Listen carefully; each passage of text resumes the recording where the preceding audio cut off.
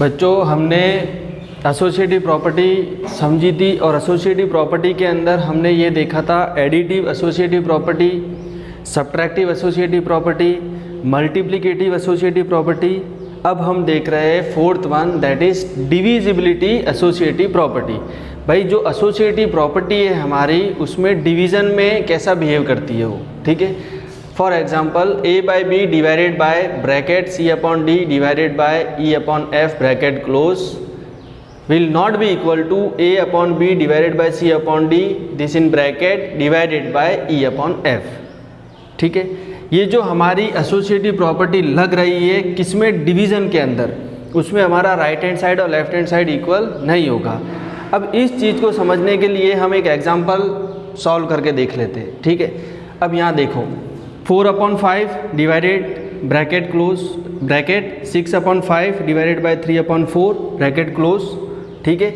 अब इसी में ही हमने एसोसिएटिव प्रॉपर्टी लगाई 4/5 डिवाइडेड बाय 6/5, ठीक है, फिर वो ब्रैकेट में आ गया, ओके, डिवाइडेड बाय 3/4, ठीक है, डिवाइडेड बाय 3/4, ठीक है। अब ये दोनों साइड को हम सॉल्व करके चेक करते हैं कि ये इक्वल आता है या नॉट इक्वल आता है। भाई हमारी प्रॉपर्टी तो ये कहती है कि डिविजिबिलिटी एसोसिएटिव प्रॉपर्टी में left hand side is not equal to right hand side, okay. अब देखते हैं हम, ये देखो 4/5 दिया हुआ है, 4/5 डिवाइडेड बाय ब्रैकेट। सबसे पहले हमें ब्रैकेट के अंदर के टर्म्स को सॉल्व करना है, ठीक है। अब ये 6/5 डिवाइडेड बाय 3/4 दिया है, अगर ये डिवीज़न को मैं मल्टीप्लिकेशन में कन्वर्ट करूँगा तो ये नंबर क्या हो जाएगा, रेसिप्रोकल, ठीक है। देखो 6/5, अब ये डिवीज़न को मैंने मल्टीप्लिकेशन में कन्वर्ट किया तो ये 3/4 हो गया, रेसिप्रोकल 4/3, ठीक है, ओके। अब हम ये वाली साइड भी लेके चलते हैं, हमारी दूसरी वाली ब्रैकेट हमें पहले सॉल्व करना है, तो 4/5, ठीक है, डिवीज़न को मैंने मल्टीप्लिकेशन किया तो 6/5 रेसिप्रोकल हो गया और ये हो गया 5/6 एंड डिवाइडेड बाय 3/4, ओके। अब देखो 4/5 डिवाइडेड बाय 6/4 इंटू 4/3 कितना हो जाएगा, 6/4 = 24 अपॉन 5/3 = 15, ठीक है। यहाँ पे देखो 5/4 = 20 अपॉन 5/6 = 30 डिवाइडेड बाय 3/4, ठीक है। अब इस डिवीज़न को वापस हम मल्टीप्लिकेशन में कन्वर्ट करेंगे तो ये हमारा रेसिप्रोकल हो जाएगा उसके बाद वाला नंबर। तो ये हो गया हमारा 4/5 मल्टीप्लाई 15/24, ठीक है। जब भी हम डिवीज़न को मल्टीप्लाई में कन्वर्ट करेंगे तो उसके बाद वाला नंबर हमारा रेसिप्रोकल हो जाएगा, ओके। ये हो गया।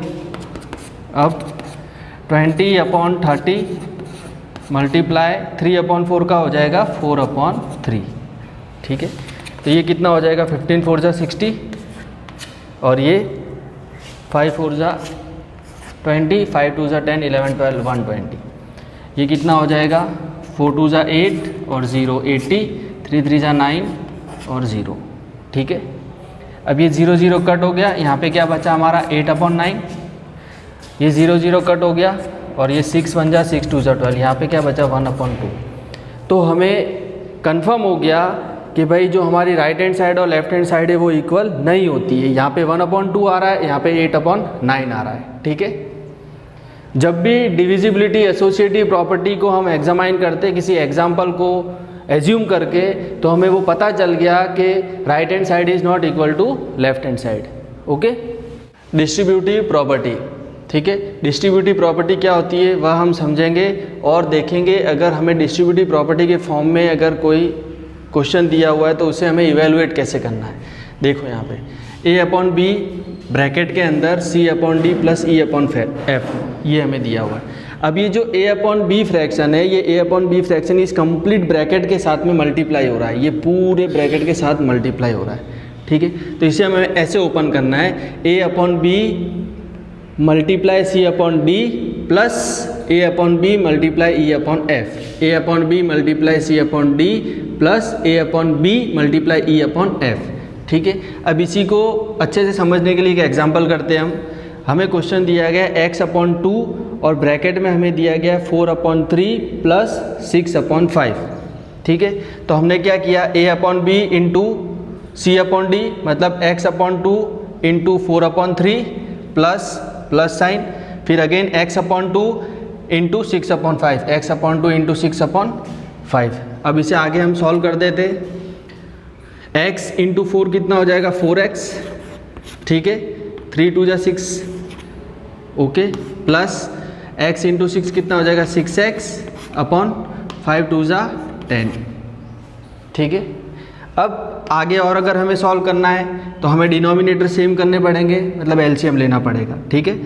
तो 4x अपॉन 6, ठीक है, तो हमें क्या मल्टीप्लाई करना पड़ेगा 10, ठीक है, यहाँ पे 10 है इसलिए, तो यहाँ पे भी 10 मल्टीप्लाई होगा, ठीक है, प्लस 6x, यहाँ पे क्या मल्टीप्लाई करना पड़ेगा, यहाँ पे 6 नहीं है डिनोमिनेटर में तो 6, तो यहाँ पे भी 6, ठीक है। तो ये कितना हो जाएगा 4 10 = 40 इंटू एक्स 40x अपॉन 6 10 = 60, ठीक है, प्लस 6 6 = 36 x अपॉन 6 10 = 60।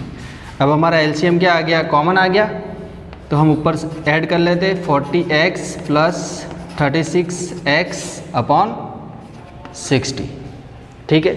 अब ये क्या हो जाएगा 40x प्लस 36x कितना हो जाएगा 76x अपॉन 60, ठीक है। तो ये हमारा आंसर रहेगा। इस तरीके से हमें इवेलुएट करना है, इस तरीके से हमें सॉल्व करना है। डिस्ट्रीब्यूटिव प्रॉपर्टी को ऐसे हम खोलते, ऐसे ओपन करते, फिर उसे इस तरीके से हम इवेलुएट करते, राइट। अब उसके बाद दूसरा टॉपिक है हमारा एडिटिव इन्वर्स। एडिटिव इन्वर्स, ठीक है, एडिटिव इन्वर्स। एडिटिव इन्वर्स में अगर हमें कोई फ्रैक्शन दिया गया है p/q के फॉर्म में, ठीक है, तो उसका एडिटिव इन्वर्स क्या हो जाएगा -p/q, ठीक है। जैसे मान लो हमें 4/3 दिया गया है, ठीक है, और हमें बोला कि भाई 4/3 का एडिटिव इन्वर्स बताओ क्या होगा, तो हम क्या बोलेंगे -4/3, ठीक है। p/q के फॉर्म में होता है तो एडिटिव इन्वर्स क्या होता है -p/q। वैसे ही एग्जाम्पल के तौर पे 4/3 दिया गया है तो हम उसका एडिटिव इन्वर्स क्या लिखेंगे -4/3, ठीक है। और वैसे ही अगर हमें -a/b दिया गया है तो उसको हम क्या लिखेंगे a/b, ठीक है। एग्जाम्पल के तौर पे -6/5 दिया गया और हमें पूछा कि राइट एडिटिव इन्वर्स ऑफ -6/5, तो हम क्या लिखेंगे, साइन चेंज हो जाएगा और 6/5, ठीक है। पॉजिटिव नंबर फ्रैक्शन था 4/3 था तो एडिटिव इन्वर्स -4/3, नेगेटिव फ्रैक्शन आया -6/5 तो एडिटिव इन्वर्स क्या हो जाएगा +6/5, ओके। तो ये है एडिटिव इन्वर्स। इस तरीके से हमें देखना है। p/q के फॉर्म में लिखा है तो हम लिखेंगे -p/q, और -p/q के फॉर्म में लिखा है तो हम लिखेंगे p/q, ओके। Multiplicative inverse.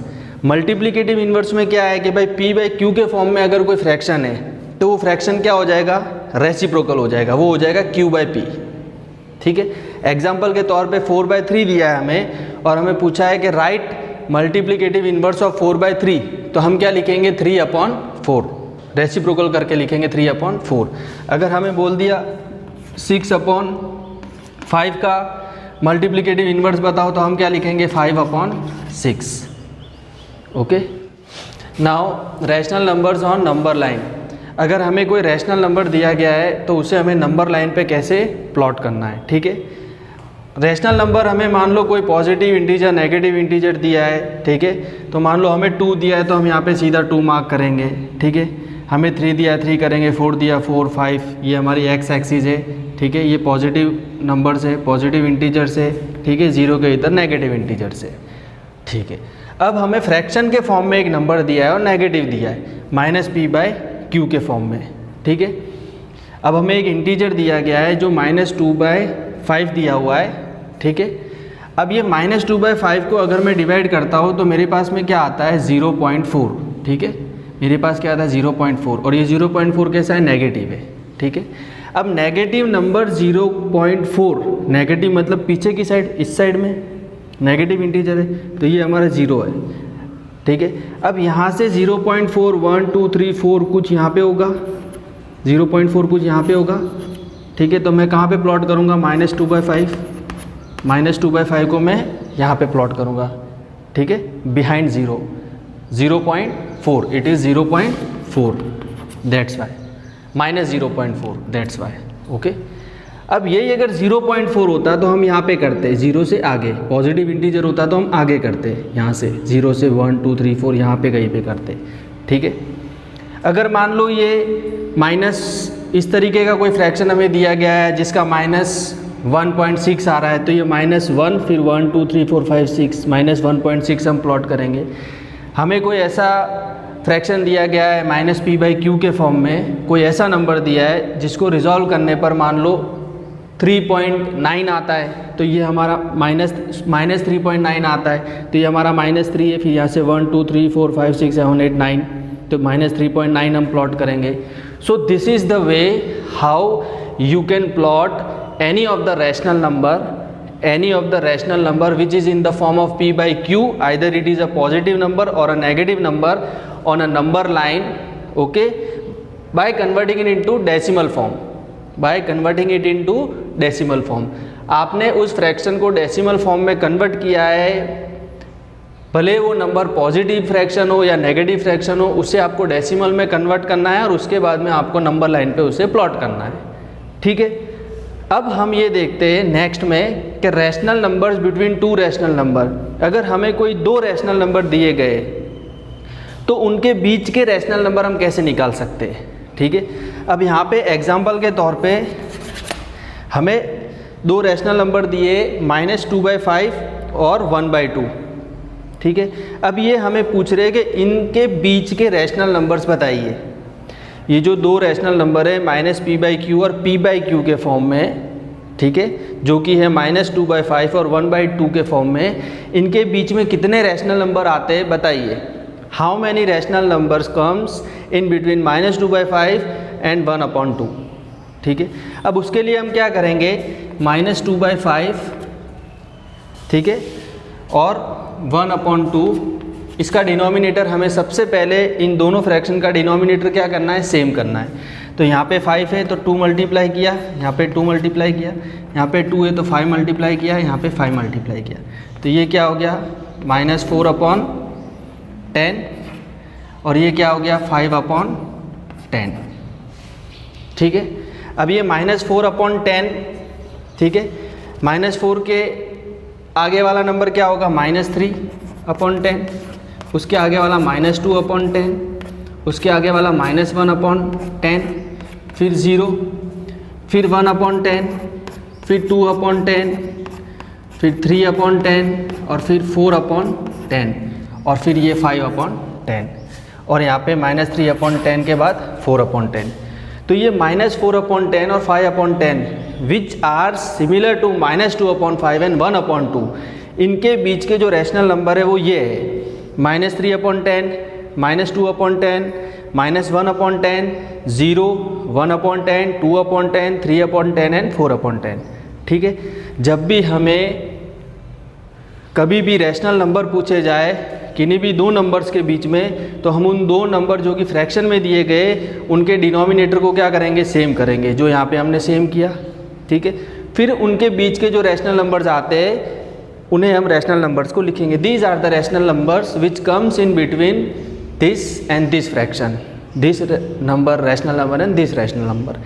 इन दो रैशनल नंबर्स के बीच में आने वाले रैशनल नंबर्स ये सारे हैं, ओके।